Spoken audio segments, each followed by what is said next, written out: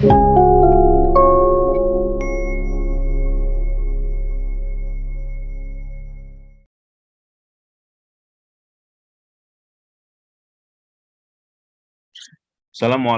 warahmatullahi wabarakatuh. Waalaikumsalam. Waalaikumsalam warahmatullahi wabarakatuh. Waalaikumsalam warahmatullahi wabarakatuh. Sampurasun. Rampes.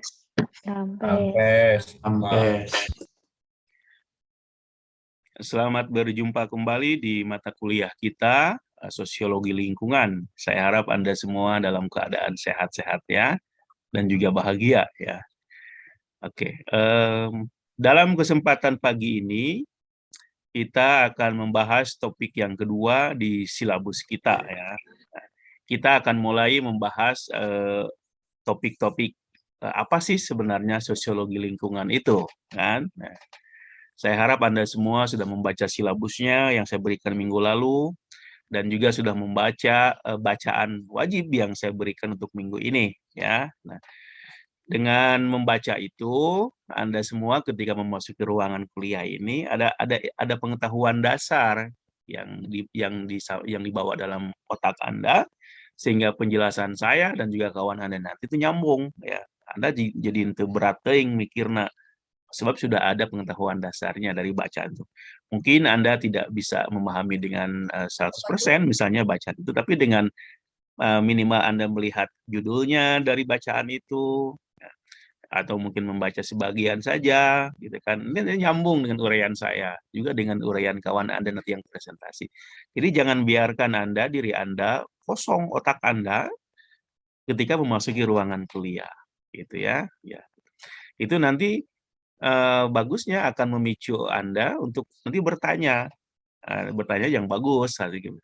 Jadi akan melahirkan pertanyaan yang bagus dan juga nanti akan melahirkan diskusi yang bagus setelah kuliah ya, maksudnya setelah presentasi saya dan juga nanti pada sesi diskusi. Nah, itu pentingnya. Dan juga itu upaya untuk memaksa Anda untuk membaca ya. Nah, orang-orang seperti Anda dari dulu juga sih sebenarnya orang Indonesia ini kan malas baca. Nah, setidaknya Anda ini sebagai mahasiswa atuh daek-daek maca saeutik mah. Kalau orang-orang kecil, orang-orang umum malas baca, itu Anda sebagai intelektual atau generasi intelektual itu seetik-seetik macamnya tuh gitu. Ya, kita nih masih malu nih ya, dari 61 negara di dunia yang disurvei mengenai minat baca literasinya. Kita ini di urutan 60 ya, dari 61 negara. Itu paling bawah 60. Jadi yang paling bawahnya siapa? Negara Botswana, negara miskin di Afrika. Malu dong negara seperti kita. Kita ini kan negara yang masuk G20. Maksudnya negara yang punya apa itu namanya GDP terbesar, masuk dalam 20 negara GDP besar. Ya, penduduknya banyak lagi. Intelektualnya juga banyak, tapi minat bacanya ya gitulah masih ngerakeun. Nah, Anda inilah ya yang saya harapkan dari generasi mahasiswa, dari generasi muda, dari generasi intelektual seperti Anda ini mulai mengembangkan minat baca ya. Nah, dengan membaca itu Anda banyak keuntungan ya gitu kan. Nah, memang sekarang banyak gangguan misalnya ketika Anda punya kita masuk ke dunia digital. Memang Indonesia mengalami lompatan dari tradisi lisan langsung ke digital. Harusnya dari lisan itu harusnya ke tradisi baca dulu, baru ke digital. Nah, akibatnya gagap Anda ini semua kan, orang Indonesia itu mengalami kegagapan ketika memasuki dunia digital. Contohnya di media sosial. Nah, karena terbiasa dengan bicara, tradisi lisan, maka ketika di media sosial pun digunakan untuk bicara. Jadi ngomong non wae di media sosial kan, termasuk mencaci orang, menggunjing orang, gitu kan. Media sosial kita tuh penuh dengan hoax ya. Tidak itu karena memang tradisi lisannya masih kuat, tradisi bahasanya kurang, loncat langsung ke digital. Jadi mengalami kegagapan media. Nah, Anda tahu nggak di Asia ini Indonesia itu di negara yang paling tidak sopan di dunia digital. Anda bangga nggak? Hah? Bangga nggak? Sekali lagi, survei Microsoft. Sama sekali, Pak. Negara kita ini negara yang paling tidak sopan di dunia digital, di media sosial. Bangga Anda ya? Tidak, Pak. Tidak, Pak. Tidak, Pak. Jarinya emang pada jahat, Pak. Tidak di komentar-komentar itu. Netizen, Pak. Iya. Saya gak ikutan, Pak. Sehingga ada istilah begini. Kalau kita di akhir Quran itu ada bacaan Shadaqallahul Azim, yang diterjemahkan menjadi maha benar Allah dengan segala firman-Nya. Sekarang ada istilah baru, maha benar netizen dengan komentarnya. Oke. Nah, Anda sebagai generasi intelektual, mahasiswa, mestinya Anda bisa melewati itu semua dan tidak ya lebih baiklah daripada orang kebanyakan ya. Mulailah dengan membaca. Oke? Itu pengantar. Nah, di kesempatan pagi ini kita akan membahas topik pertama di sosiologi lingkungan. Oke. Nah, kita akan membahas satu topik yang saya kira ini menjadi semacam background atau latar belakang mengapa kita mesti peduli dengan lingkungan, ya. Dan juga menjadi latar belakang atau background mengapa sosiologi lingkungan muncul. Apa itu? Namanya ironi manusia modern. Dalam bahasa Indonesia itu ironi, dalam bahasa Inggris irony. Ya. Apa itu ironi? Nah, ironi adalah kejadian sesuatu yang terjadi di luar yang kita harapkan sebagai efek dari sesuatu yang terjadi. Jadi ironi itu adalah sesuatu yang terjadi tapi tidak diharapkan oleh kita, gitu kan. Padahal tujuan kita adalah A, yang muncul adalah B. Nah, B itu kejadian disebut dengan ironi. Jadi kejadian yang tidak diharapkan dari sesuatu yang kita lakukan, padahal itu bukan menjadi tujuan kita. Itu namanya ironi. Nah, manusia modern itu, nah kita nih, walau bagaimanapun kita ada di dunia modern ini, kita bagian dari dunia modern itu, dan Indonesia secara sedang mengalami modernitas itu, ya. Nah, kebanyakan Indonesia sekarang sudah mulai tumbuh kota-kota, orang meninggalkan desa, urbanisasi yang tinggi, industrialisasi. Ini contoh dari modernisasi. Nah, manusia modern ini termasuk kita ini mengalami sebuah ironi itu, mengalami sebuah kejadian yang sebenarnya tidak diharapkan, ya gitu kan. Manusia modern itu ingin X, tapi yang muncul adalah Y. Nah, Y ini yang tidak diharapkan. Apa itu? Nah, dari kemajuan modernitas yang dialami oleh manusia modern kita itu, semestinya kita memperoleh banyak hal yang positif dalam kehidupan kita ini. Baik tetapi ternyata ketika kita memasuki dunia modern, kita mendapati hal yang buruk yang semestinya tidak terjadi. Nah, itu yang buruk ini tidak diharapkan sebenarnya, bukan menjadi tujuan, tapi terjadi karena memang mungkin akibat dari langkah kita memasuki dunia modernisasi atau efek negatif dari modernisasi itu sendiri. Oke, untuk ini saya ingin Anda menyimaknya ya dengan melihat slide yang saya akan bagikan kepada Anda ya, supaya Anda bisa menangkapnya dengan baik.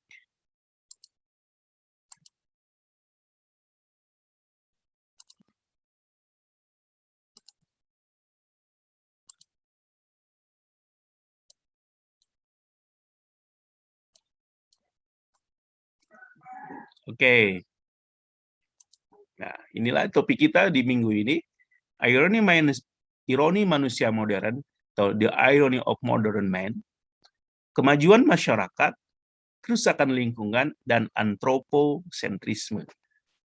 Oke, nah ini ada 3 hal yang akan kita bahas. Pertama, yang merupakan ironi manusia modern, kemajuan masyarakat, atau ada kerusakan lingkungan, dan antroposentrisme. Apa 3 hal ini? Nah, bagaimana 3 hal ini berkaitan? Mari kita lihat slide berikutnya ya. Nah, sebelum kita membahas topik yang tadi saya sebutkan, saya ingin Anda melihat gambar ini, ya. Oke. Apa yang Anda lihat? Ada yang tahu gambar ini? Binatang naon ya? Beruang, Pak. Beruang kutub. Beruang, Pak. Beruang salju, Pak. Beruang kutub. Bahasa Inggrisnya polar bear atau ice bear. Nah, anak saya suka banget nih dengan Ice Bear karena ada kartun kan We Bear Bears. Ada yang pernah nonton? Atau Iya sering-sering? Pak, yang 3 beruang bersaudara. Betul itu. Nah, dia yang salah satunya adalah dari yang warna putih itu sebutnya polar bear atau ice bear. Nah, gitu kan. Itu yang eh, anak-anak saya paling suka sehingga dibelikan bonekanya selalu dibawa kemana-mana. Gitu kan. Dia paling cool ini, the coolest bear. Oke, oke. Ini adalah polar bear. Coba apa yang Anda lihat? Polar bear itu hidup di kutub utara, nah, North Pole. Nah, North Pole itu adalah daerah beres, ya. Oke, sama kalau kutub selatan juga es, tapi yang paling banyak esnya di kutub selatan itu, menjadi kontinen. Tapi di kutub utara itu selain ada es, tapi ada penduduknya. Contohnya adalah kutiglo. Nah, binatang aslinya adalah polar bear. Nah, mereka hidup di atas air, di atas bongkahan-bongkahan es atau laut yang menges gitu kan. Nah, apa yang Anda lihat itu? Sekarang mereka berdiri di sebongkah apa itu? Sebongkah es yang mestinya esnya itu sekelilingnya banyak. Apa yang ada dalam pikiran Anda ketika melihat esnya justru hanya sebesar itu sehingga si polar bear itu hanya berdiri hampir jatuh misalnya seperti itu. Oke, apa yang dalam bayangan Anda ketika seperti itu? Apa yang terjadi? Terjadi pemanasan global yang mengakibatkan esnya mencair. Oke, bagus ya, tuh. Nah, betul ini. Es di kutub utara mencair lebih cepat daripada yang diperkirakan sebelumnya. Saya baca dari catatan NASA atau National Geographic Channel itu. Jadi setiap 10 tahun, dalam 10 tahun terakhir ini, satu dekade ya, berkurang es di kutub utara itu 13% kurang lebih. Bayangkan. Kalau berkurang 13% berarti banyak yang esnya mencair dan banyak terbuka lautan terbuka ya. Kemana esnya itu lari? Nah, tentu ke daratan dong ya. Maka sekarang di kutub utara itu banyak daratan yang mulai terkena air dari es yang meleleh itu. Nah, gitu kan. Begitu juga bintang-bintang di sana terdampak ya. Nah, itu ya, seperti itu. Karena tadi Anda betul terjadi global warming. Oke. Mengapa terjadi roaming? Nanti kita lihat di slide berikut atau di minggu depan ya. Mari kita lihat gambar yang kedua. Apa yang Anda lihat? Tahu kenaon tak? Sampah. Sampah. Sampahnya ada di mana? Di laut. Laut, Pak. Oke. Ini adalah sampah di lautan. Oke. Bayangin, seharusnya laut itu kan bersih, biru gitu kan. Tapi ini adalah dipenuhi oleh sampah yang luar biasa. Dan kebanyakan sampahnya etatnya naon? Sampah plastik, styrofoam, kantong plastik, gitu kan, seperti itu. Nah, bayangkan apa yang terjadi ketika air tertutup seperti itu. Organisme-organisme yang ada di bawahnya tentu tidak mendapatkan sinar matahari yang baik kan, mati. Sungai selain itu juga membawa racun. Ikan-ikannya juga akan tercemari, misalnya mengandung merkuri. Jangankan di laut misalnya, di sungai di Indonesia juga banyak. Contohnya kalau saya pernah membaca di sungai-sungai di Jakarta misalnya, Anda jangan coba makan ikan yang ada di Jakarta, sungai yang ada di Jakarta. Nah, karena sudah terkandung cemaran-cemaran dari pabrik, gitu kan. Begitu juga hilangnya kan kita merasakan di daerah Sunda misalnya. Anda sudah tidak mengenal lagi nama-nama ikan yang ada di sungai kan? Karena Anda tidak pernah merasakan enaknya ikan di sungai kan? Ikan sungai. Sok, siapa dari Anda yang masih mengenal nama ikan sungai? Ada nggak? Ada? Sok. Sebutkan satu nama ikan sungai yang pernah Anda dengar. Ikan gabus. Oke, benar. Nah, terus nanti Bentar di Sunda mah, Pak. Bentar, benar. Sok nanti. Impun, Pak. Bogo, Oke. Pak, Bogo. Bogo. Burayak. Benar.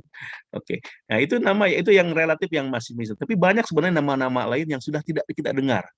Ikan parai dan sebagainya gitu kan. Nah, seperti relatif bentar, masih kalau kita pergi ke warung Sunda di daerah Sumedang misalnya atau beberapa tempat masih ada warung-warung yang menjual ada pais bentar atau goreng bentar, tapi yang lainnya kebanyakan sudah tidak ada, itu pun sudah jarang kita lihatnya. Di Kalimantan pun begitu. Kalimantan tercemar bukan karena sampah plastik sungai, tapi karena dari buangan limbah pengolahan emas. Maka ikannya banyak mengandung merkuri. Begitu juga nih, Anda yang suka makan ikan di daerah Jakarta, misalnya seperti kerang, gitu ya. Itu yang kerang hijau yang suka dibawa si mang-mang itu kan. Itu banyak dari Jakarta, itu dibudayakan. Harus hati-hati karena di sana karena sudah tercemar sungai lautnya oleh karena buangan minyak dari kapal-kapal, itu banyak mengandung merkuri yang tinggi. Oke. Ini selalu contoh. Bukan cuma laut sekarang terpenuhi oleh plastik, tapi juga sungai-sungai kita. Sekali lagi, nanti akan saya tunjukkan the dirtiest river in the world is di mana? Sungai yang paling kotor di dunia itu ada di mana? Bukan jauh-jauh tapi di sekitar kita. Nanti saya akan lihat. Anda tahu itu? Sungai yang paling kotor di dunia itu apa? Hah? Tahu? Sungai Ciliwung, Pak. Ciliwung. Lain. Sungai Citarum, Pak. Oke. Citarum. Citarum, betul. Nanti kita lihat. Kita malu dong ya orang Sunda. Nah, ini gambar ketiga. Apa yang Anda lihat? Oke. Nah, Pertambangan, Pak. pertambangan. Oke, betul, betul. Apa yang terjadi itu? Itu apa yang Anda lihat? Oke. Biasanya pertambangan apa itu?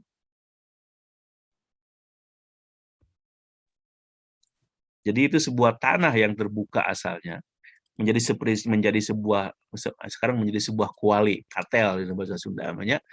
Sekarang itu menjadi bulatan menjadi lembah pasir yang gersang. Asalnya saya yakin hijau karena dijadikan penggalian. Orang di sini mungkin menggali tembaga, menggali emas dan sebagainya. Ini kebanyakan sebenarnya satu gambar yang ada di Papua, Freeport.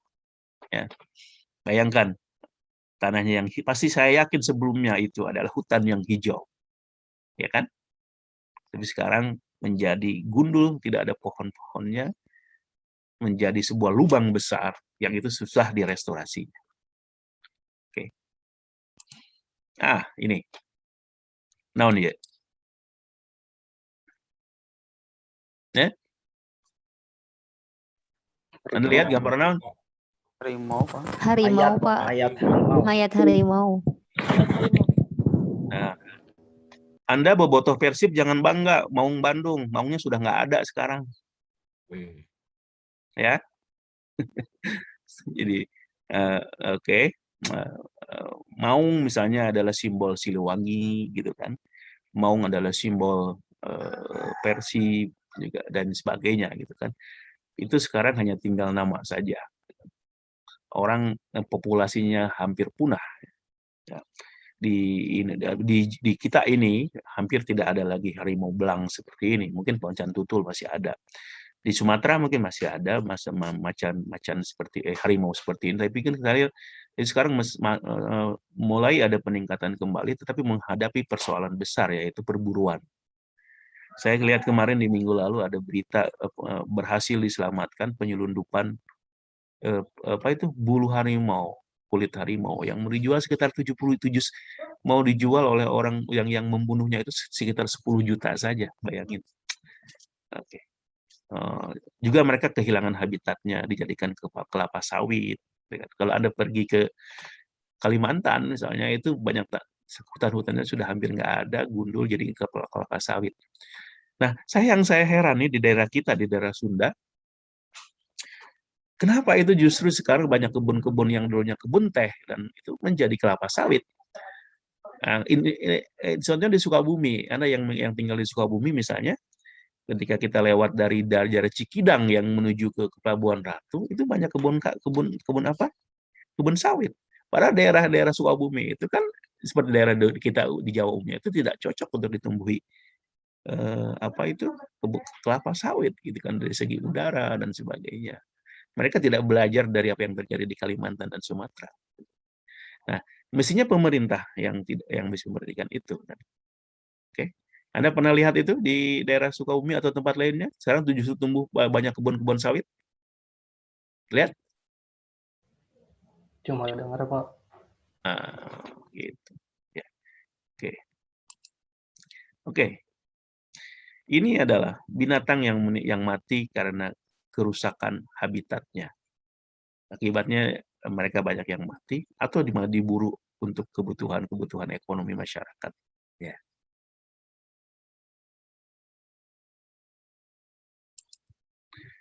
Oke, Farizi, tolong di-admit tuh yang masuk admin, jadi supaya tidak muncul. Sudah, Pak. Nah, ini gambar ini. Apa yang Anda lihat? Nih. Apa yang Anda lihat? Coba Anda lihat. Pohon tinggal. Kemudian bahasa Sunda itu tangkal tinggal tunggulna. Tunggul. Karena habis dibabat oleh orang, ditebang. Seperti itu. Nah, ini banyak terjadi di kita. Sekarang kerusakan hutan di Indonesia luar biasa ya. Nah, nanti kita lihat penjelasan tentang ini yang disebut dengan deforestasi, penggundulan hutan. Oke. Nah, ini gambar ini. Anda lihat ini cerobong asap. Cerobong asap itu biasanya muncul dari pabrik-pabrik industri. Macam-macam ada industri, macam-macam ya. Mereka dengan leluasa membuang kotorannya hasil industri itu ke udara. Nah, akan terjadi namanya polusi udara. Nah, beberapa tahun yang lalu, tahun lalu sebelum pandemi ya, kalau nggak salah itu, Jakarta pernah mengalami kegelapan. Oke, karena polusi udara yang sangat luar biasa. Oke, nah, jadi mendung, tapi mendungnya bukan karena awan, tapi karena polusi udara. Ya, suasananya gelabu, gitu kan, tidak lagi hijau. Karena itu dari pabrik Jakarta sudah mengalami polusi yang luar biasa. Nah, pandemi ini selama 2 tahun ini ada manfaatnya sebenarnya dari sisi ekologi lingkungan, membersihkan kota-kota termasuk Bandung dan Jakarta. Karena industri kan berkurang, kemudian kendaraan kan berkurang. Orang tidak lagi naik kendaraan atau tidak masuk karena terjadi banyak di rumah. Itu efeknya positif. Mungkin di Jakarta sering kita lihat juga itu langit itu menjadi biru. Ya. Nggak tahu sekarang lagi karena sudah mulai mungkin sudah sedikit kelabu lagi ya. Oke. Tadi itu adalah beberapa gambar yang menjadi ilustrasi betapa kita sekarang ini ya manusia di bumi kita ini sedang sakit. Sedang mengalami nestapa karena mengalami apa yang disebut dengan persoalan lingkungan. Sedang mengalami namanya environmental damage, kerusakan lingkungan. Nah, ini mestinya menjadi keprihatinan semua, ya. Minimal Anda yang mengikuti mata kuliah ini tumbuh dalam diri Anda, planet kita yang satu-satunya ini sedang sakit. Kita belum bisa pergi ke planet lain, belum ditemukan, walaupun sedang berusaha oleh ilmuwan-ilmuwan dunia dari Amerika, Eropa, dan kebanyakannya, sedang mencari planet lain, tapi belum ditemukan sejauh ini. Karena itu, sudah saatnya Anda mulai merasa tumbuh dalam kesadaran Anda, betapa kita ini harus menyayangi bumi kita ini yang satu-satunya ini. Dan ironinya sekarang sedang mengalami sakit. Oke? Nah, sekarang kita berbicara tentang kemajuan manusia modern. Sudah tidak dipungkiri lagi bahwa manusia sekarang ini, kita sekarang ini mengalami kemajuan yang luar biasa. Nah, dalam 200 tahun terakhir ini, manusia itu mengalami perubahan sosial yang luar biasa. Kalau Anda membaca mata kuliah tentang perubahan sosial, nah, tidak pernah terjadi dalam sejarah manusia itu perubahan yang sangat luar biasa dalam 200 tahun terakhir ini. Dimulai dari revolusi industri di Inggris dan revolusi Prancis di Prancis. Dari sanalah mulai muncul perubahan yang sangat drastis, munculnya modernisasi, rasionalisasi, dan sebagainya. Nah, ini adalah perubahan yang sangat cepat dan drastis dalam tahun ini yang tidak pernah terjadi di alam manusia sebelum masa 200 ke belakang. masa 1700 ke bawah. Sejak 1800-an sampai sekarang ini, itu adalah masa-masa manusia modern mengalami kemajuan yang luar biasa. Manusia modern mengalami modernisasi. Artinya, manusia modern mengalami modernisasi dalam segala aspek. Oke? Nah, modernisasi. Salah satu ciri kemajuan modern yang dialami adalah mengalami industrialisasi. Nah, industrialisasi itu adalah produksi massal atas suatu produk untuk kebutuhan market banyak. Nah, kalau Anda memproduksi banyak barang untuk kebutuhan orang banyak, market large market itu namanya industrialisasi. Ada kaitnya dengan kapitalisme. Nah, kalau Anda memproduksi barang banyak untuk orang banyak, Anda harus produksi banyak, maka dibuatlah pabrik, gitu kan? Nah, itu. Nah, yang namanya pabrik pasti seperti gambar tadi, efek positifnya banyak tentu saja, ekonomi menjadi berkembang, tapi juga efek negatifnya adalah terjadi perubahan yang luar biasa dari segi lingkungan. Contohnya tadi tuh, buangannya dibuang ke udara melalui cerobong-cerobong asap, dibuang kemana? Ke sungai, gitu kan? Nah, tadi kaitannya dengan Citarum tuh. Oke, nanti saya jelaskan khusus tentang Citarum tuh. Sungai Citarum adalah sungai yang luar biasa kotor karena salah satunya karena buangan-buangan industri dari sejak Karawang, Bekasi, Karawang sampai Bandung ini. Nah, oke. Kemajuan ilmiah juga dialami oleh manusia modern. Kita ini, saya sebut tadi, kemajuan ilmu itu terjadi luar biasa pada 200 tahun terakhir ini. Ilmu sangat berkembang. Ya. Ini adalah puncak kemajuan ilmu di dunia modern ini. Kalau kemajuan ilmu juga berefek kepada kemajuan teknologi. Nah, karena ilmu adalah bentuk implementasi praktis dari bentuk praktis dari ilmu adalah teknologi. Nih, teknologi adalah sebaliknya adalah bentuk praktis atau implementasi dari ilmu. Nah, kalau ilmu maju maka teknologi juga akan mengikuti. Ya. Oke, seperti itu. Nah, Anda rasakan seperti sekarang ini teknologi luar biasa.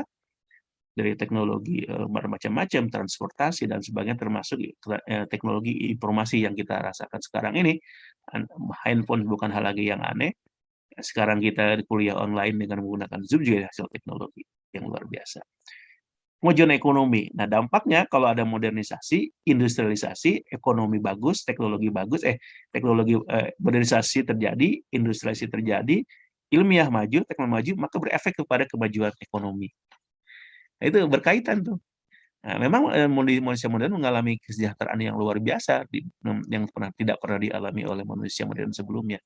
Ya. Nah, juga kemajuan politik, relatif kemajuan politik di 200 tahun ini luar biasa dengan munculnya secara politik mungkin sekarang relatif aman negara ini, relatif aman, tidak lagi terjadi perang ya.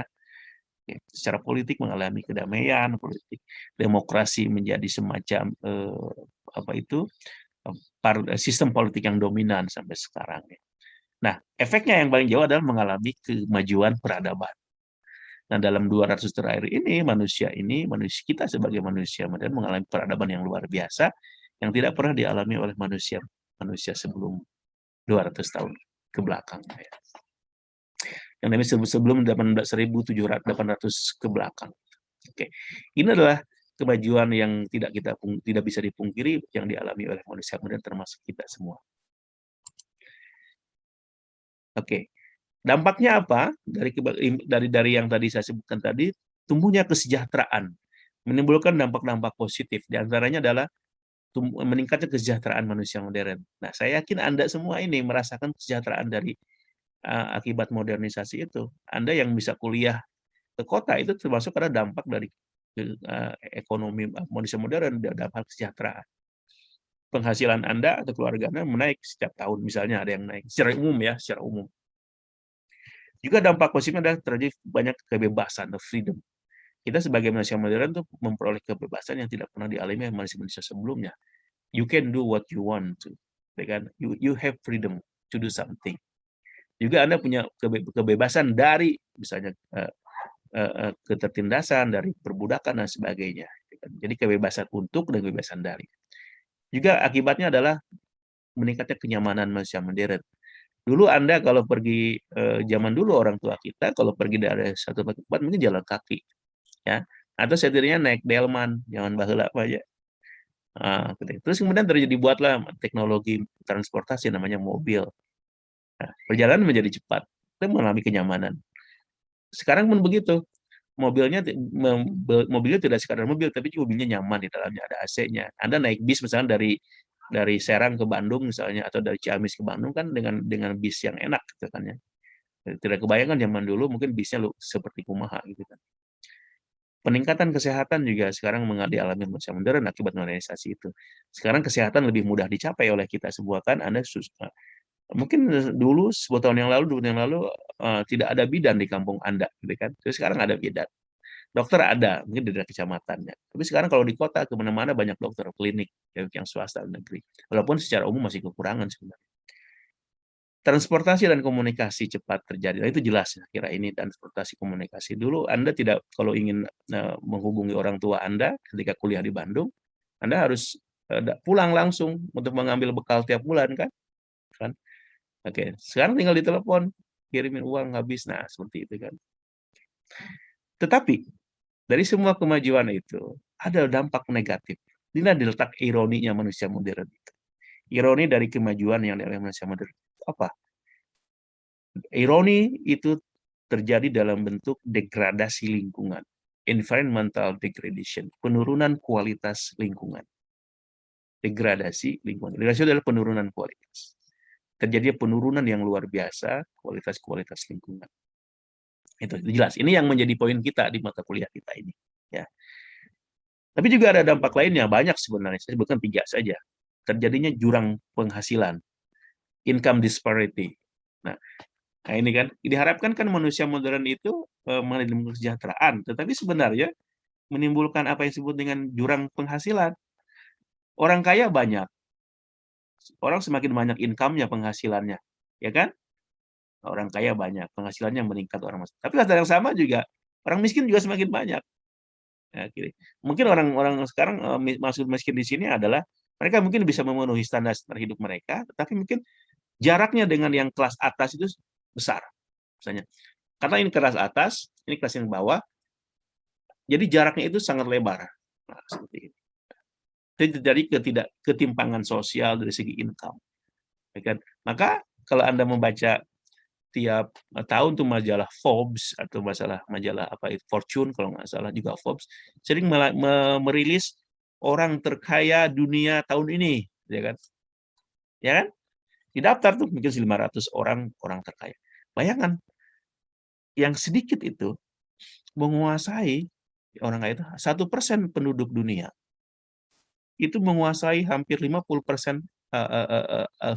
sumber kekayaan dunia ini. Jadi yang 1% itu menguasai kekayaan dunia. Bayangkan yang 99%-nya itu adalah orang-orang yang berebutan mencari kekayaan sumber alam ini dari tinggal 50%-nya. Nah, cuma dipegang oleh 500 orang. Indonesia misalnya, selalu orang ada terkaya misalkan 500 orang kaya Indonesia setiap tahun. Itu bayangkan hanya 500. Kekayaan mereka luar biasa. Anehnya, ironinya itu, lagi orang terkaya di Indonesia itu adalah orang yang sehari-hari Anda bantu untuk membuat mereka kaya. Nah, bagi orang yang suka merokok nih, bagi Anda yang laki-laki atau siapapun, kalau Anda merokok, sebenarnya Anda sedang membuat orang terkaya di Indonesia semakin kaya. Sebab orang terkaya di Indonesia itu adalah pemilik rokok Jarum. Dan kedua kalau misalnya gudang garam. Itu semua ya pemilik rokok itu orang. Nah, orang-orang miskin yang suka merokok di kampung, tukang beca, itu sebenarnya mereka berkontribusi bagi meningkatnya kekayaan orang-orang itu. Tapi mereka tetap miskin kan. Nah, bayangkan kira seperti itu. Nah, yang ketiga adalah perubahan budaya. Kemajuan manusia modern itu membuat ironi dalam bentuk change in culture. Budaya kita ini sedang mengalami perubahan. Ya, tidak mengalami perubahan pengaruh dari luar. Jelas kalau sekarang dari Amerika kan, Anda juga dari Korea kan, ada yang suka menonton drama Korea atau K-pop. Itu sebenarnya Anda sedang mengalami invasi budaya luar.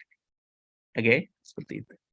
Nah, kita akan fokus kepada ironi manusia modern pada masalah yang pertama, degradasi lingkungan.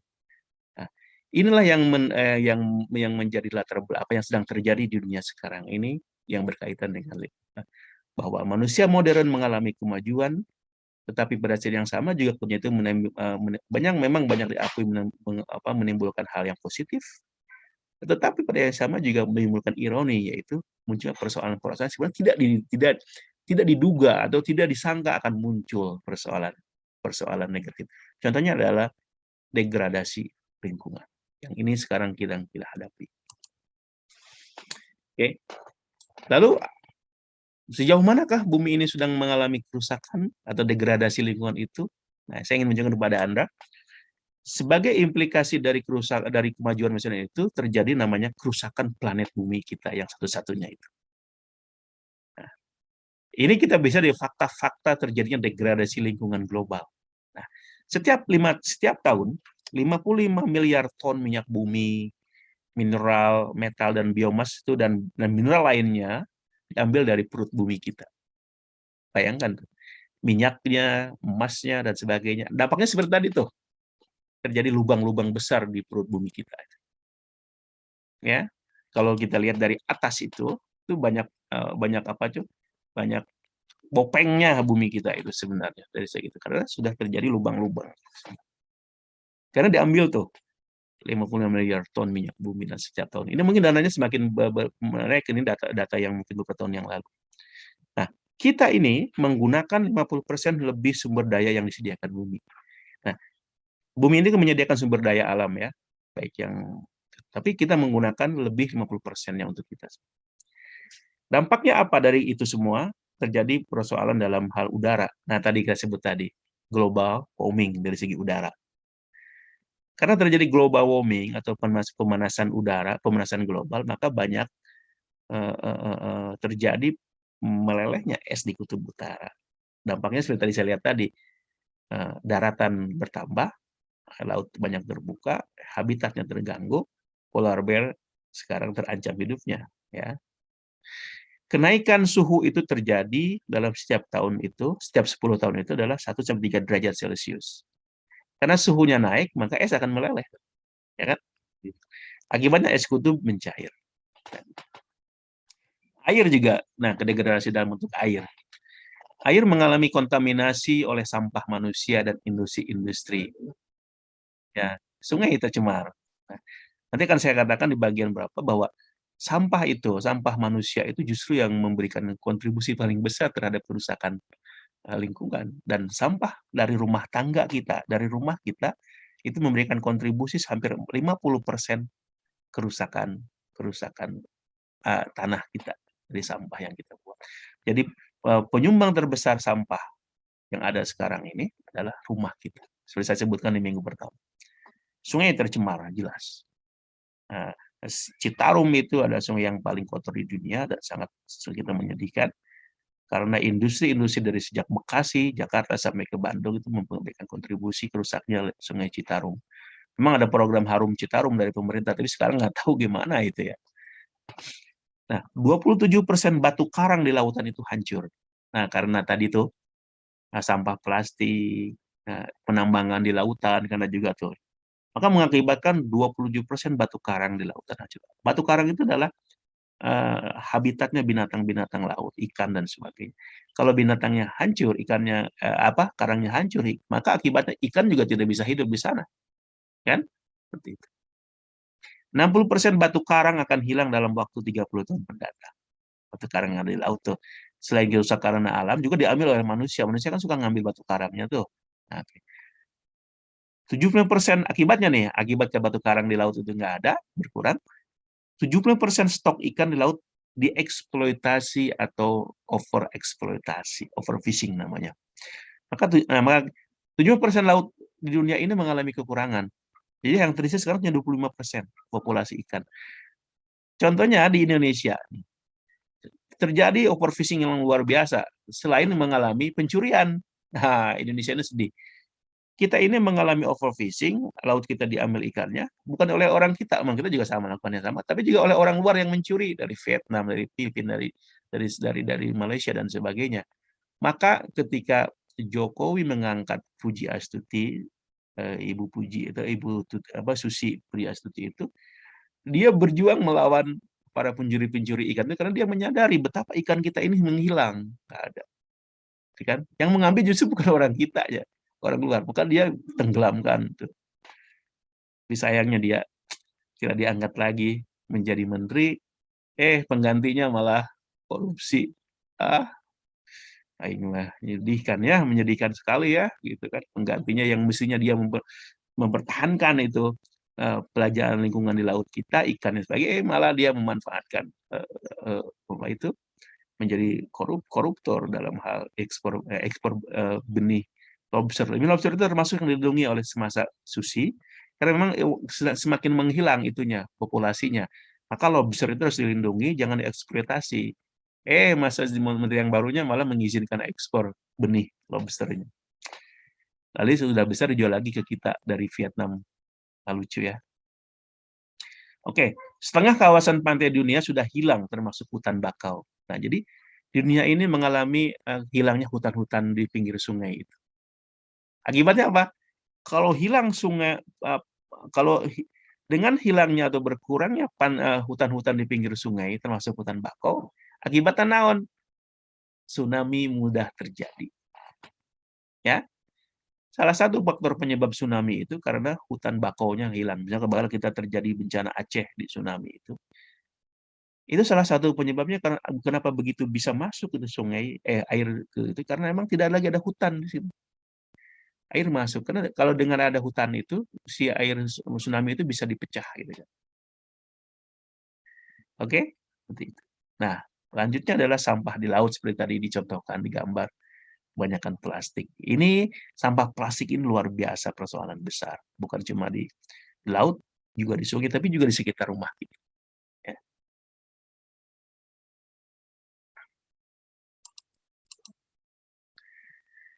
Tanah juga nih ya. Nih gambaran besarnya. Tanah kita juga mengalami degradasi nih.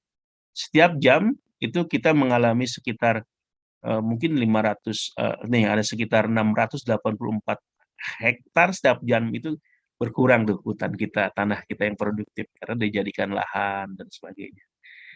Juga mengalami deforestasi, artinya pengundulan hutan. Yang tersisa sekarang hanya 80% hutan dunia. Jadi setiap hari itu sekitar 375 km persegi hutan kita hilang. Ditebangin. Jadiin lahan baru, jadi kebun laut, sawit, pemukiman dan sebagainya. Makhluk hidup, tanaman hidup juga terdampak. 5-10% spesies makhluknya di hutan tropis akan hilang dalam setiap 10 tahun. 100 spesies mati akibat deforestasi. Dalam 30 tahun ke depan, sebanyak 1/5 spesies dunia makhluk hidup akan musnah.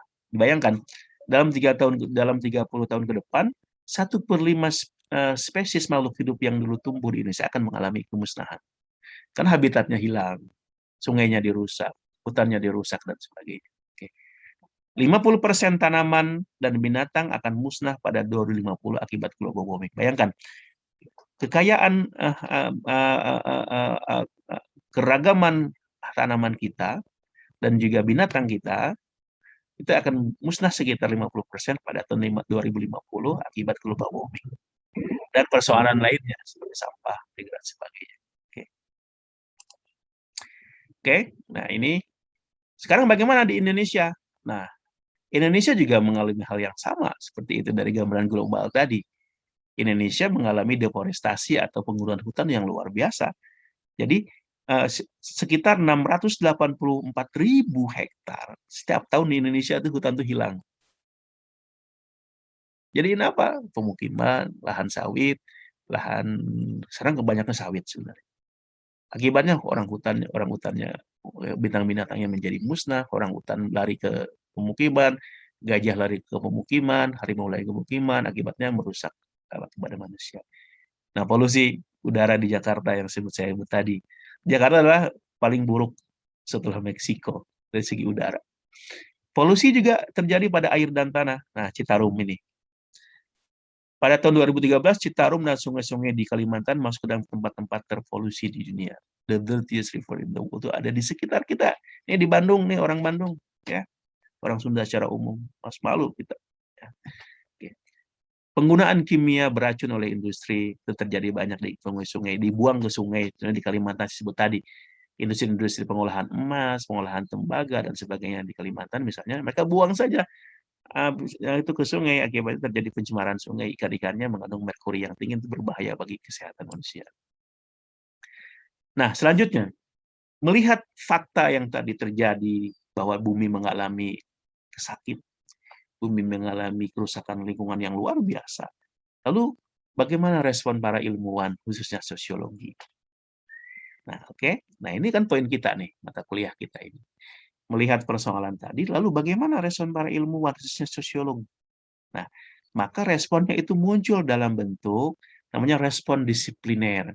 Respon yang bersifat disiplin sesuai dengan keilmuannya, yang melahirkan apa yang disebut dengan sosiologi lingkungan, environmental sociology. Melihat bahwa kerusakan lingkungan sudah luar biasa, maka para ilmuwan sosial, khususnya adalah sosiologi, mereka merasa ini adalah menjadi penting untuk dianalisis dan dijadikan sebuah kajian penting, sebuah subdisiplin dalam sosiologi, disebut dengan sosiologi lingkungan. Ya, maka muncullah tokoh-tokohnya, misalnya Riley Dunlap, Paul Veblen, Huber, Battle, John Hennigan, dan lain-lainnya. Ya, kita nanti, ini ada beberapa nama yang bisa kita sebut sebagai tokoh sosiologi lingkungan. Oke. Nah, pertanyaan berikutnya, kalau sosiologi sudah memberikan perhatian terhadap persoalan lingkungan dan melahirkan apa yang disebut dengan sosiologi lingkungan, pertanyaan berikutnya, apa yang bisa dilakukan oleh sosiologi lingkungan dalam mengatasi, dalam merespon terhadap kerusakan lingkungan yang luar biasa itu? Nah, maka responnya itu, dalam merespon persoalan lingkungan itu, para ahli sosiologi mewujudkannya dalam bentuk kajian atau riset atau penelitian. Karena sosiologi adalah sebuah ilmu, sosiologi adalah ilmu intelektual, maka responnya itu bersifat intelektual dalam bentuk ilmu kajian, ilmu yang ilmiah. Maka mereka pertama melakukan riset. Bentuk apa? Analisis atas persoalan-persoalan lingkungan sesuai dengan kapasitasnya sebagai ahli ilmu sosial. Maka di sini mereka melakukan upaya-upaya analisis terhadap isu-isu lingkungan sesuai dengan perspektif mereka sebagai sosiolog. Oke. Bentuknya ada 3 responnya itu, risetnya itu.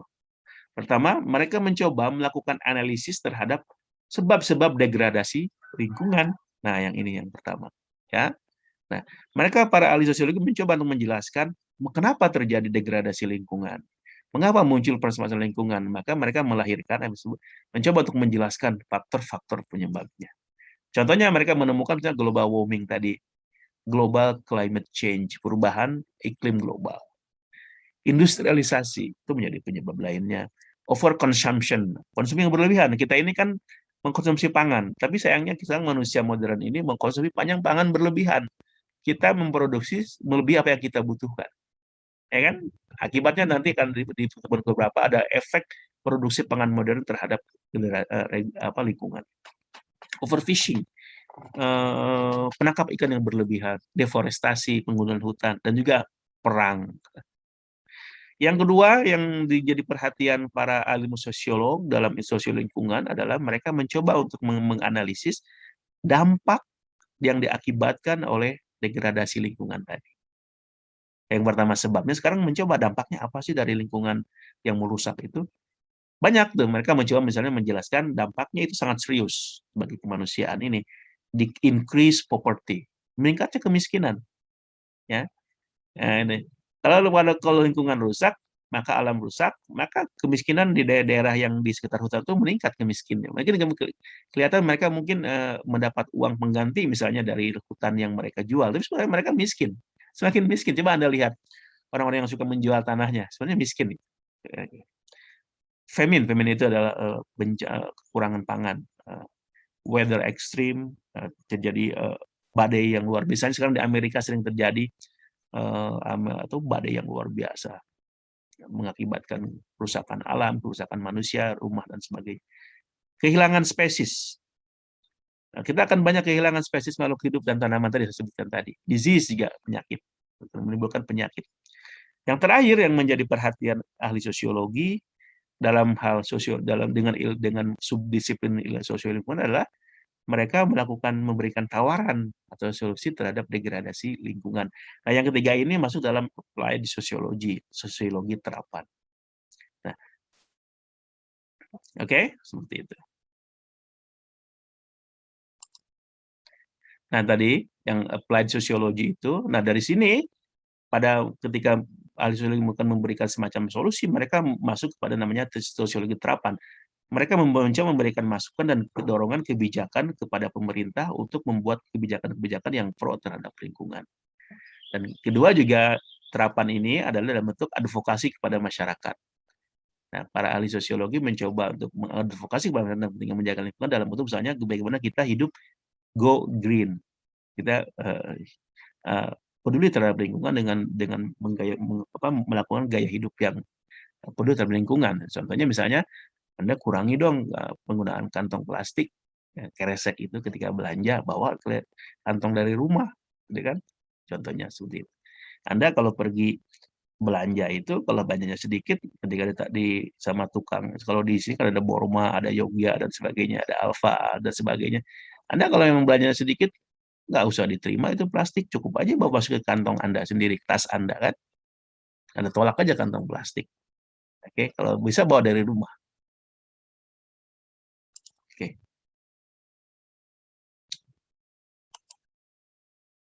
Itulah penjelasan cukup panjang tentang pertemuan kita di minggu kedua ini mengenai latar belakang yang menyebabkan munculnya sosiologi lingkungan, yaitu fakta-fakta degradasi lingkungan yang membuat kita bersedih. Bahwa bumi ini sedang menangis, bumi ini sedang menestapa, yang memerlukan perhatian banyak orang. Dan salah satu perhatian itu ditumbuhkan oleh sosiologi, yang dengan melahirkan suatu subdisiplin yang disebut dengan sosiologi lingkungan, dalam upaya satu menjelaskan apa itu degradasi lingkungan atau persoalan lingkungan, dan juga memberikan solusi-solusi bisa yang bersifat praktis atau yang tidak praktis, berupa advokasi atau public policy kepada pemerintah dan kepada masyarakat.